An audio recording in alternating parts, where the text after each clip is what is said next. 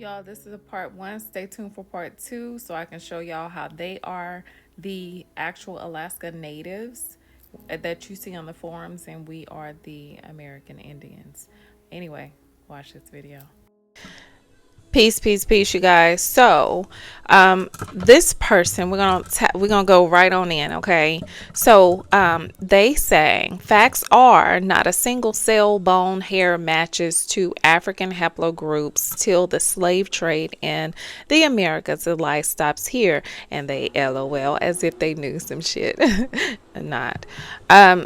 So, and then they proceed, or you can cite a source, but it'll be crickets from you, huh? And then they replied again, thank you, you've all been great, LOL. So let's get into it, guys. So the numbers don't add up. It does not add up. They tell us that 12 to 15 million Africans were brought across the Atlantic over 400 years, within a 400-year time span, you guys. Yet somehow the indigenous people to Turtle Island who have lived here for millennia just disappeared. Not only that, and I did not include this, but if it was within a 400-year time span, that would mean that they would have to move at least 40,000 people to make that even work. So ships of the 15th and 19th centuries weren't built to transport that many living people across thousands of miles of open ocean. You got to think about disease, rebellion, hurricanes, starvation. Yet they claim 80 to 90% of shipments arrived intact. And when I say shipments, we're talking about people here, baby bodies. And that's fiction. That's economically and logistically impossible. And where are the ships? Where are the slave ships?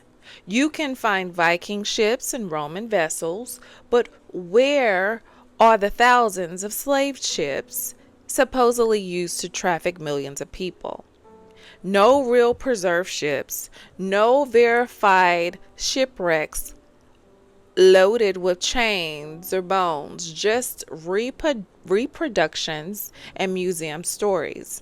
So, if this was the greatest forced migration in history, where's the physical proof? Show me the proof. Because we have, we're finding bones and skulls and all types of things, okay? But where are the ships?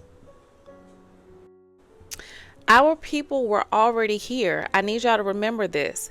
Columbus and other early explorers documented dark-skinned, woolly-haired people already living in the Americas, aka Turtle Island. Some called them Ethiopians, Moors, or simply Negroes. The so-called black people in America are indigenous, descendants of ancient mound builders, Olmecs, Washita, Yamasee, and many others. Even maps like the Pyrie Rice map of 1513 show the Americas with stunning accuracy, because our Aboriginal ancestors had been here and mapped it long before any European discovery. The real slave trade went the other way. So the earliest enslaved were indigenous to the land, shipped out from Turtle Island to the Caribbean, Spain, and even Africa.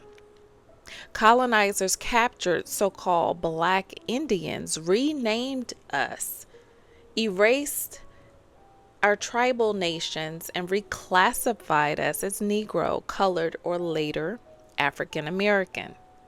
That's not a slave trade from Africa to here. That's mass abduction and reclassification of the indigenous population already on this land. Not to mention cultural disconnection, which is a big red flag. Let me say it again, cultural disconnection. So, most so called black people in America do not practice African customs. No tribal languages, no African architecture, no traditional dress passed down, but we do have cornbread, okra, herbal medicine, powwows, spiritual practices tied to land and ancestors. Those are indigenous cultural markers, not African, okay? And how could millions of Africans arrive and suddenly abandon everything? Language, gods, clothing, rituals, but somehow keep trauma?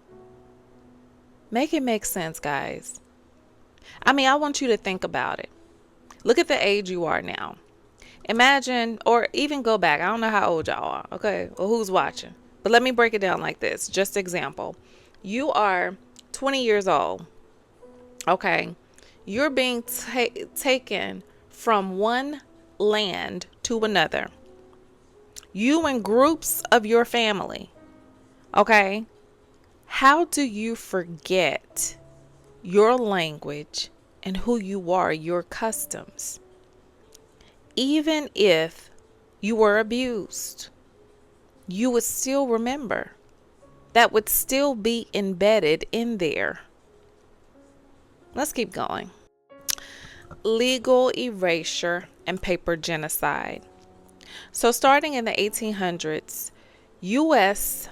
laws began reclassifying dark skinned indigenous people as Negro, freedman, colored, or black, removing their tribal identity on paper.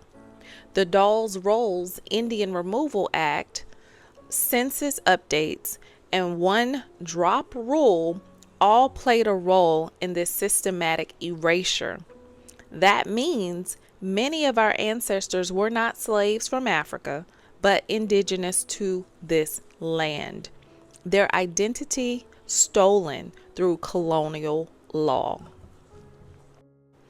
We are aboriginal to the planet. We weren't just indigenous to the Americas, we are aboriginal to Earth. The original people who circled the globe before history was rewritten. From ancient Kemet to the Olmecs, the Moors, and pre-Inca empires, the presence of melanated, highly advanced people is global and undeniable. Colonizers needed to create a from Africa narrative to disconnect us from our land, our inheritance, and our cosmic origin. So, bottom line, the so called transatlantic slave trade is more myth than truth.